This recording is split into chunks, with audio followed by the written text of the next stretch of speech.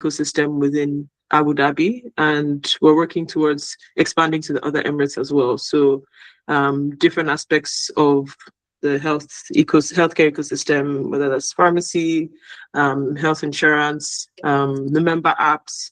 So really kind of have my hand in a bunch of things, very similar to what I was doing at CarePay as well. Okay. So that's my background in like product management and so B2B, B2C, member apps, B2B portals. But part of my passion is really women's health. I used to run an NGO when I was living in Nigeria for about 7 years, focused on women's health and maternal. One of the projects was around maternal and infant mortality, but also women's health in general. So that's kind of really been like my big passion. Was that in Nigeria or where? Yes, was that was in Nigeria. Yeah, that was in Nigeria. Okay. So I did that for about 7 years, ran that remotely as well while I was still in Amsterdam, but then most of the team, I guess with the Nigerian brain drain, everyone on the team eventually moved out of the country actually to different parts of the world. So it was no longer sustainable to kind of keep it going. So we unfortunately had to shut it down, but I think we made a lot of impact in the 7 years that we were there and did a lot of collaboration. So I have like a background in healthcare. I actually used to work in a hospital, which is kind of how I transitioned into health tech. So I kind of keep track of like what's going on in the women's health space. Ideally, that's actually where I'd eventually like to get into, kind of merge my passion for tech and my passion for women's health in one. So when I hear like people who are doing things in women's health, I'm always very curious to like speak to them and kind of understand what their goals are and kind of how you get there. So maybe it's a good point for you to give me a bit of I mean it's interesting your background. Sorry, I just wanted to ask a question. I just wanted to understand your product experience and expertise deeper. Like when you say you're a product manager, how deeply have you gone into it? Have you built things from scratch, or have you more like managed existing products, or have you worked with a team that has different roles and then you play a certain role, or have you just taken total ownership of products? Good question. So I guess in the 8 years of doing product, I've had to do everything. So 0 to 1 building of an app where we had, like in CarePay, where we needed to create a member app for all of the users. So we had 4 million users of the portal. So I built a new app because we initially had an old one and then we needed to build a new one on newer technology. So I've done 0 to 1 launches. I've also worked on existing platforms and scaled them, worked with different teams, as you said, cross-functional teams across engineering, data, analytics, but also when I joined CarePay, for example, CarePay Nigeria, I was employee number 2 in the CarePay Nigeria office. So we were entering the Nigerian market at the time. So we had established, market share in Kenya and in Tanzania, and were then opening the Nigeria office. So I've kind of had to be scrappy and build out a product on my own and build out a product team and hire people and, work with people in operations. So I have that startup sort of experience. Also have had, large scale organization experience, also currently with the company I'm working with. But also on the project that we're doing right now within Malafi, we're also started from scratch with building out like a new website and a new portal for the clinicians and the insurers within Abu Dhabi. So again, worked on already established products, worked on things that didn't exist and kind of made them exist, and then grew those things into having, usage. So I think in the 8 years, I've kind of touched on everything. Like I mentioned, I've done B2B products, B2C products, B2B2C products. So quite varied experience in these 8 years. And the products you were working on, did you have to do user research and then take insights from that and convert them into features, or was there a separate team that handled that?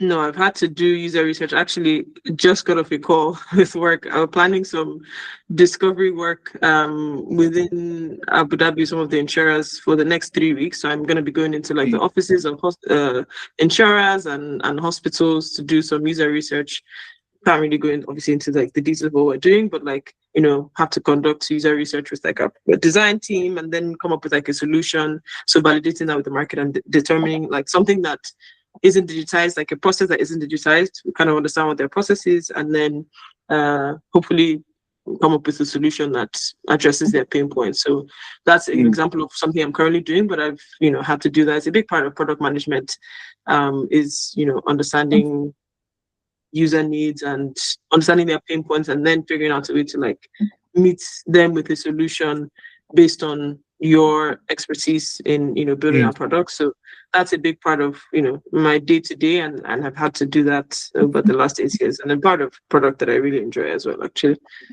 Great. Okay, well, about me, I'm also Nigerian. I moved down to the UAE from Singapore, and my experience has just been spread across startups and VCs. I first started with launching companies around the world for clients that wanted to go from mature markets to emerging markets. So that just took me around a couple of countries where I had to be employee one, build from scratch, hire the first set of people, get the business going, and then move on to do the same thing. But then I got very interested in startups and VCs. So then I've been in the Philippines and Southeast Asia. So basically, I became like a launch consultant, helping startups launch in new markets. And then during COVID, decided I wanted to start my own company, and then got interested in deep tech IP commercialization, which basically is going to universities, seeking out IP that makes a lot of sense, and then taking that to market and using it to address problems that people face, large group of people face. So that's why I was still in Singapore before I came down to the UAE. I've always had a keen interest in health tech because I feel that's the biggest place where you can actually make impact, especially with all the technology advancements that we have now. So got into female health tech because of my sister, not a personal experience, but someone very close to me had issues with our uterus, and the whole system failed her. So I was trying to find a solution that could help my sister, and that's how I arrived at this. We've been working on it for almost 3 years now. We validated that the solution works, and now we're trying to turn that solution into a larger product. And our product, basically, we've taken off the shelf technology and mapped it out in how we expect our own.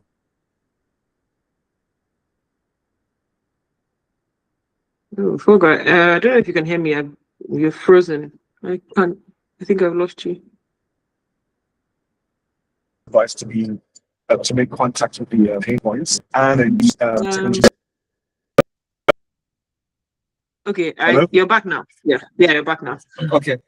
Yeah, well, in the road down sometimes that signal drops. Yeah. So No what I was saying is we've conducted a beta test on 35 participants, and then we validated that the efficacy of our treatment solution. But that was with off-the-shelf test devices that we used to map out where the device is going to sit. So now we're in a position where we have a partnership with a local research institute here in UAE, somewhere in Sharjah. They are helping us with building a different version 2 of our prototype that will then be further tested, and then before we miniaturize it to the size that we want it to go. So Mona was part of the team, but then she got another paid engagement. So everything has been self-funded. We don't have the funds to pay people's salaries. So she was with us for about, I think, 3 to 4 months, but then left when she had other paid employment. So at the moment, we've got a small team. We've got someone leading user research, and we've got some interns that are going to join next week. We've got a lead tech person, and myself. We've got someone in charge of marketing who's also Nigerian. So that's all we have in terms of the team. And we are, I would say, another 12 to 18 months from getting the product in market. We don't have a product person. I think maybe that's why Mona said I should talk to you, that you might be interested to speak to, because she was trying to handle product as well as regulation and compliance. And she was struggling on the product side because that's not forte. So I think she wanted me to talk to you to see if there was any sort of synergy in what we're doing, and if you had the bandwidth to sort of contribute and chip into what we're doing as Zera, basically. I think also she said because you're Nigerian, we got to talk to a fellow Nigerian as well. And we both live in this way. Yeah. Yeah, awesome. It's really cool to hear also like the what's it called? The motivations. And actually I was curious about the product itself. So it's addressing women's uterine pain, right? Is that across like different health The truth, issues? the truth of the matter is it can actually, as long as the pain originates or is located in the pelvic or uterine region, the device Okay. can address it. But the problem with saying that is then you need to validate for every single condition, which then makes the regulatory pathway Exactly. very, very complex. So we just chose Yeah. dysmenorrhea and endometriosis because those are easier to claim and it's easier to get over the regulatory requirements. But if other women have other conditions, they can go ahead and use it, but they'll get the same results as long as the pain originates or is located in that region. Okay, makes sense. And then I imagine part of the uh tech enablement part of it's where you need like product consultation is like for an app to track what sort of The device features- is broken into three. The solution is broken into three. We have a hardware that rests on the belly, a patch. Then we have a companion app is supposed to be the interface for the user, and then we have an algorithm that marries both products together, and then is the conduit, so to speak. So that's how it's going to be. On the hardware part, we are sorted because we've got our hardware team working on it. We've created Figma screens of what we want the final product to look like. But the thing is, we don't want it to just be another wearable that has data where you have a whole lot of information and then you just get drowned by it.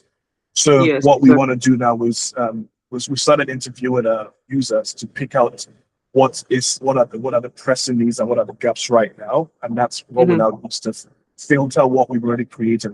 Our screens are extensive and quite robust, but we don't want to just drown people with data. We want to give them what's significant. So in doing that, we're trying to get a product person that comes in, takes ownership of the product side of things, and can take the insights from what the user research team is doing and say, okay, in terms of what the target audience are saying, these are the features I think we should prioritize. The features, Exactly. So that's that person is missing in the whole puzzle. At the moment, that person is me, and I'm the first to raise my hand up when I'm out of my depths. I can do it to a certain level, but it's not my expertise. So it's a profile that I'm still trying to find. We had interesting people that wanted to join, but again, once there's no money, well, people say, come back when we have money. And to me, I totally understand, but then it just shows that to me, maybe I'm correct, I might be wrong, but to me, if that's how your interaction is when you approach something that you claim to be passionate about, then it means if a bigger offer comes with more money, you would walk away. So I'd rather I'm not saying I want people to work for free. We're giving equity, but then people that just don't want to do equity at all, even at a part-time basis, on someone funded in free, somebody can get paid. It just makes it difficult to get anybody in the team. Yeah, I mean, it makes sense. I completely agree that if there's something you're passionate about, and I'm also passionate about women's health from a personal standpoint. I also have PCOS, so it's also like a personal dog in the fight for me, where I'm really concerned about making sure that there's research and women's medical needs and the biases that are like in the medical field actually get addressed. So I really, like I said, I usually perk up outside of my own personal experiences, just perk up hearing when people are working on things like this. Maybe my question to you is, obviously because I have a full-time gig in Abu Dhabi, so I commute from from Dubai to Abu Dhabi. What are the expectations? Like when I was working with you or any other person that's kind of worked part-time, what are the expectations of like time, and how has that structure typically worked? So basically what we've done is, because I know I'm not paying anyone's salary, so what we just do is we come up with your roadmap, come up with your milestones and deliverables. You create that yourself, and then you tell me how you want to execute it. we go back and forth and agree what makes sense for both parties. And then that's what we put into the contract and we sign it. So what if it takes you 2 hours, if you want to work 1 hour per week, as long as you're hitting your targets, I don't care. I'm more target oriented. I focus on the outcomes rather than people that say, okay, I'll give you 10 hours per week. What does that mean? I don't really know. I just want to know, okay, I will get this version 1 ready in the next 4 months. How you arrive at that is your business. Whatever you want to do to get to that is your business, as long as you get to it. So that's how we've been working with everyone. But then at the end of the day, if, for instance, we are halfway through the agreed timeline and no work has been done, then we have to obviously sit down and talk about it and decide, okay, that's when I'll get involved and say, okay, maybe we need to start having routine check-ins and all that stuff, to then see if we can actually close the gap and understand what the problems are. I don't get involved. I let people take ownership, and then I assist whenever I'm called into the picture. That makes sense. I mean, that sounds like the way I usually like to operate, like even outside of, flexible working. Maybe another question from my side on the dev team. So as you said, you're doing a lot of user research right now, and then you need someone to come in and validate, like, and prioritize what is feasible to start developing within the app. Is there development team that's already working on some features, or where are we on like, the technical side of it? Well, I don't want to build a single thing or write a single code until we validated what version 1 is going to look like. We have the screen, so at least we have a visual aid to show what we're trying to build. The university that we have access to with the research, they've got access to people that can build and develop the app. So that's an external resource that we can tap into when we do need it. So it's just understanding what do we want to build.